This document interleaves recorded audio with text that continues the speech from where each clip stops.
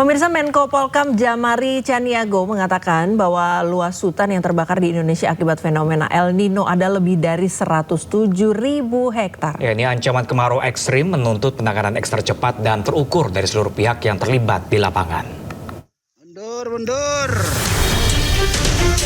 Mundur. Menteri Koordinator Bidang Politik dan Keamanan Djamari Tjaniago mengungkap luas hutan yang terbakar di Indonesia hingga awal Agustus 2026 mencapai lebih dari 107.000 hektar. Djamari memaparkan ancaman kemarau ekstrim ini menuntut penanganan ekstra cepat dan terukur dari seluruh pihak yang terlibat di lapangan.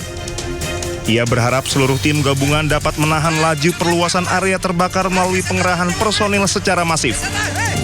Guna menunjang pemadaman dari udara, pemerintah telah menyiagakan puluhan armada. Tim ini siap diterjunkan ke titik-titik krusial. Dari daerah yang kita waspadai sebagai daerah yang paling kritis, ada 6 provinsi, juga muncul di daerah lain. Di daerah lain di luar yang 6. Kalau yang 6 kita pantau dengan ketat. Ada yang di luar nih, seperti misalnya kemarin terbakar di Bromo. Itu sudah segera kita tuntaskan. Semalam sudah tuntas, mungkin tinggal 1 titik api saja. Kemudian di Jawa Barat juga sudah selesai, di Gunung Gede Pangrango di situ, itu pun sudah selesai. Kemudian di sekitar Rinjani juga ada, itu juga sudah selesai. Yang kita waspadai memang ada pada 6 provinsi itu adalah mulai dari mulai dari Riau, kemudian Jambi, Sumatera Selatan, Kalbar, Kalteng, dan Kalsel. Dan itu pun sudah kita kendalikan sampai saat ini. Beberapa laporan tadi yang disampaikan oleh para gubernur, para kepala daerah juga sudah meyakinkan bahwa keadaan itu akan kita hadapi dengan cepat. Sebelumnya, Menteri Keuangan Purbaya Yudisadewa mengatakan pemerintah tengah menyiapkan paket stimulus pada semester 2 2026 untuk mengantisipasi dampak El Nino yang sudah mulai aktif sejak Juni dan berpotensi mempengaruhi berbagai sektor. Purbaya mengatakan Presiden Prabowo Subianto telah menginstruksikan agar stimulus tersebut segera disiapkan sebagai langkah antisipasi terhadap potensi dampak El Nino terhadap perekonomian. Sekiranya akan diumumkan kapan Pak untuk El Nino, stimulus El Nino? Diumumkan kapan kira-kira Pak? Begitu selesai ya kita jalan. Saya masih diskusikan sekarang. Ini kan kalau diskusi kadang-kadang nggak langsung sejam selesai. Beberapa lama kami sedang menunggu kementerian terkait mengundang kami untuk masalah kebijakan stimulus itu. Hingga kini pemerintah belum menetapkan nilai anggaran maupun rincian program karena proses pembahasan masih berlangsung. Purbaya menjelaskan Kementerian Keuangan masih menunggu usulan dari Kementerian Teknis sebelum stimulus tersebut diputuskan. Dari Jakarta, tim liputan Anyus melaporkan. Pemirsa, kita awal informasi pagi hari ini dari pembagian ayam gratis dari peternak di Kabupaten Kendal, Jawa Tengah yang berlangsung ricuh. Sementara itu di Yogyakarta, ratusan peternak ayam petelur menggelar aksi akibat tingginya harga pangan. Mobil yang baru saja membawa ayam tiba di alun-alun Kendal, Jawa Tengah. Ribuan warga yang sudah menunggu langsung merangsek mendekati mobil. Akibatnya pembagian ayam pun ricuh.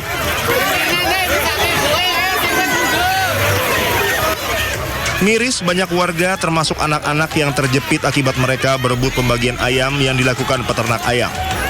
Aksi peternak ini merupakan bentuk protes karena sudah tidak mampu membeli pakan ternak yang semakin tinggi. Sementara harga telur terus merosot sehingga peternak merugi. 15.000 telur ayam pun ludes direbut warga dalam waktu setengah jam.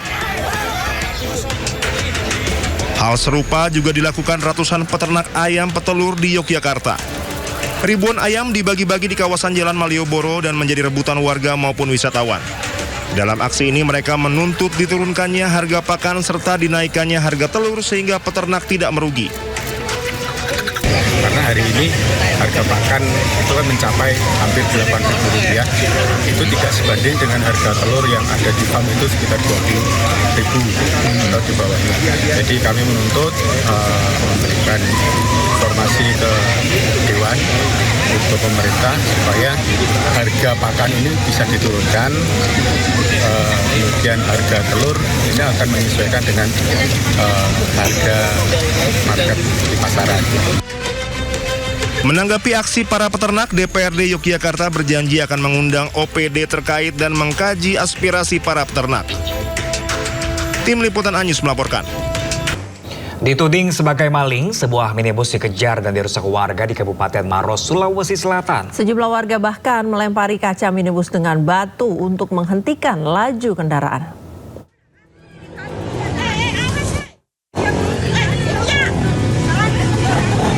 Dari rekaman video amatir terlihat sebuah minibus yang dikendarai seorang pria dikejar sejumlah warga mengendarai sepeda motor di Jalan Poros Desa Patontongan, Kecamatan Mandai, Kabupaten Maros, Sulawesi Selatan.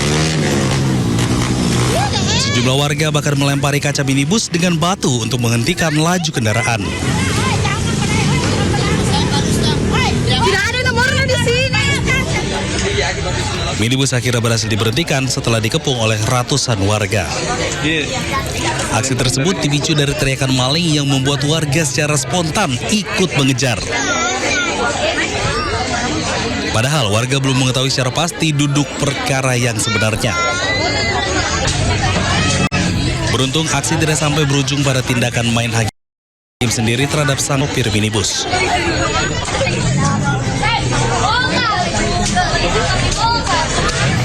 Polisi sektor Mandai yang tiba di lokasi langsung mengamankan minibus tersebut dengan kondisi rusak parah pada bagian kaca kendaraan. Sebelumnya, salah satu seorang warga berusaha menghentikan minibus berwarna merah yang dikendarai oleh korban. Keduanya diketahui memiliki permasalahan terkait utang piutang. Nah, pada saat kejar-kejaran, ya ada kata teriakan maling, akhirnya dengan spontanitas direspon oleh warga. Maka terjadilah pengejaran oleh warga yang tidak tahu sama sekali permasalahan. Dari peristiwa ini yang kita amankan sementara 10 orang. Akibat peristiwa ini, polisi mengamankan 10 orang untuk mendalami keterlibatan masing-masing dalam aksi pengerusakan minibus. Dari Kabupaten Maros, Sulawesi Selatan, Wahyu Ruslan, iNews melaporkan. Ya pemirsa, sejak Minggu sore kemarin ada sebanyak 14 titik api baru yang muncul di kawasan Dingkik, Pananjakan, dan Puncak Lembu, Probolinggo, Jawa Timur. Ratusan petugas gabungan pun terus berjibaku memadamkan kebakaran yang melanda 520 hektar lahan di kawasan Gunung Bromo.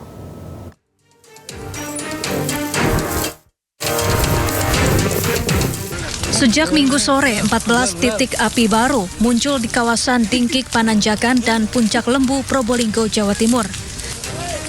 Ratusan petugas gabungan pun terus berjibaku memadamkan kebakaran yang melanda 520 hektar lahan di kawasan Gunung Bromo.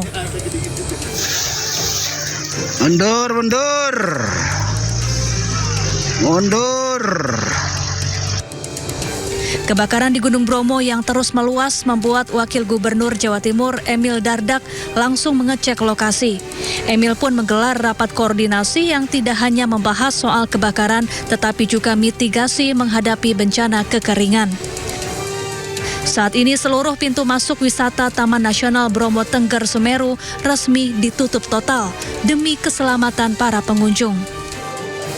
Fokusnya bertambah. Setelah kita fokusnya adalah di Puncak Lembu, Puncak B29, ternyata di Penanjakan juga ada titik api. Lokasinya di luar dari perimeter awal ini.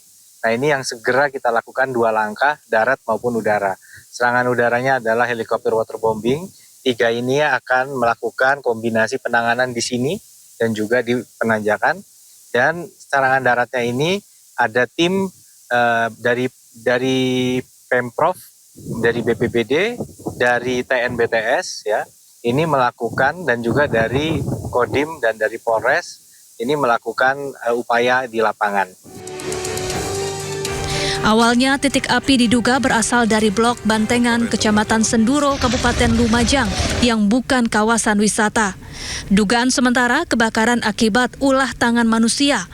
Cuaca panas di musim kemarau kemudian membuat api dengan cepat menyebar. Tim Liputan iNews melaporkan. Pemirsa, puluhan hektar lahan gambut di Kabupaten Pelalawan Riau terbakar. Ya, petugas darat dan tim udara dikerahkan padamkan api agar kebakaran lahan tidak meluas.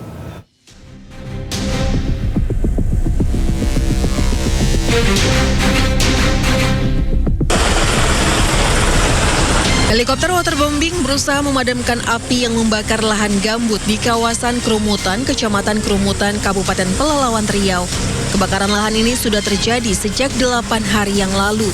Belasan personil Manggala Agni bersama BPBD dibantu Polri dan TNI masih kesulitan memadamkan api secara keseluruhan akibat sulitnya akses ke lokasi kebakaran. Tak hanya waterbombing, sejumlah alat berat juga dikerahkan untuk menggali sumber air terdekat. Kendala di lokasi kebakaran yang kita hadapi untuk saat ini adalah yang pertama jarak sumber air ke titik api, volume bahan bakar yang sangat padat sehingga kita harus merintis jalan agar bisa sampai ke lokasi kebakaran dan ketiadaan sumber air. Diperkirakan luas lahan yang terbakar lebih dari 60 hektar. Hingga saat ini petugas masih terus berupaya untuk memadamkan api yang terus semakin meluas ke lahan yang kering. Dari Pelalawan Riau, Indra Yoserizal, iNews melaporkan.